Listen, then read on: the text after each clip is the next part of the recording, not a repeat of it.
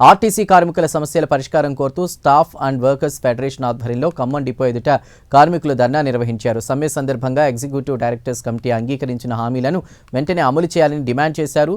పని భారం తగ్గించేలా depot reason స్థాయిలో కార్మిక సంఘాలతో చర్చలు జరపాలని కోరారు. అలాగే రిటైర్డ్ ఉద్యోగుల బకాయిలను తక్షణమే చెల్లించాలని ప్రభుత్వానికి విజ్ఞప్తి చేశారు.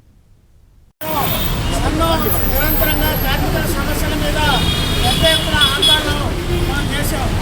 2019లో ఏదైతే కోవిడ్-19 వచ్చినటువంటి దశలో ఏదైతే ప్రాథమిక హాస్పిటల్లో ఐసోలేషన్ వార్డు ఆర్టీసీ కార్మికులకు ప్రత్యేకంగా ఏర్పాటు చేయాలని చెప్పి ధర్నాక ముందు మరి ధర్నా చేసి ప్రత్యేకంగా ఆర్టీసీ కార్మికులకి ఐసోలేషన్ కేంద్రాన్ని కూడా ఫెడరేషనే ఏర్పాటు చేసినటువంటి పరిస్థితి.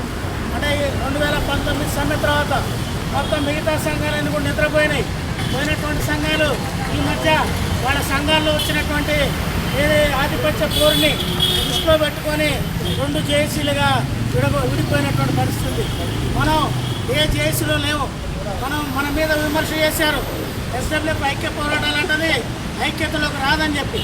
కానీ మనం ఏ జేఏసీలో లేకుండా బయట ఉండడం వల్లనే ఏప్రిల్ 22 నుండి 24 జరిగే సమ్మెకి మనం ముందు ఆ సమ్మెను బలపరుస్తూ మనం మద్దతు ప్రకటించిన తర్వాతనే ఇతర జేఏసీలో ఉన్నటువంటి సంఘాలు కూడా సమ్మెకు మద్దతు ప్రకటించినాయి. అంటే ఎస్డబ్ల్యూఎఫ్ ఆ రోజు ఏ జేఏసీలో లేకుండా ఉండటం వల్ల మూలంగానే ఈ సమ్మె సంపూర్ణంగా జయప్రదమైనటువంటి పరిస్థితి ఉంది. ఈ సమ్మె సందర్భంగా మంత్రుల దగ్గర 3 అంశాలు పరిష్కారం అయినాయి.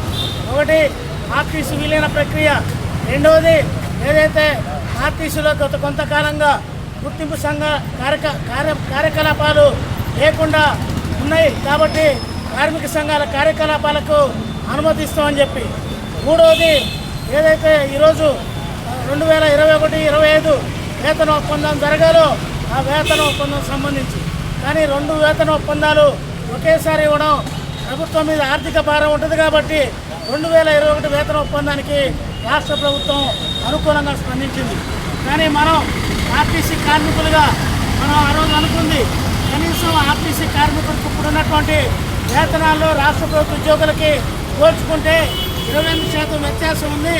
ఆ వ్యత్యాసాన్ని కూడా కలుపుకొని ప్రభుత్వ ఉద్యోగులతో సమానమైనటువంటి వేతనాలు